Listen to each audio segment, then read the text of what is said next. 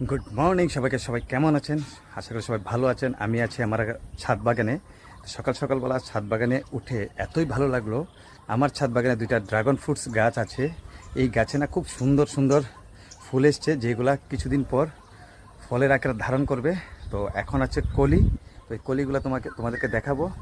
আমার এই ছাদ বাগানের যে ড্রাগন ফ্রুটস দুইটা গাছ কিন্তু কন্টিনিউ আমাকে ফল দিয়ে যাচ্ছে 3 বছর ধরে। তো এই ফলগুলার যে ফুল, এই ফুলগুলা দেখাচ্ছি তোমাদেরকে। দেখো, এই দেখো একটা ফুল, এদিকে একটা ফুল, এদিকে একটা ফুল, এই দেখো ফুল। এই হচ্ছে একটা গাছ। আরেকটা গাছ হচ্ছে এই সাইডটাই। দেখো, এইখানে অনেকগুলা ফুল এসছে। এই দেখো ফুল, এই দেখো ফুল, এই সাইডটায় ফুল আছে।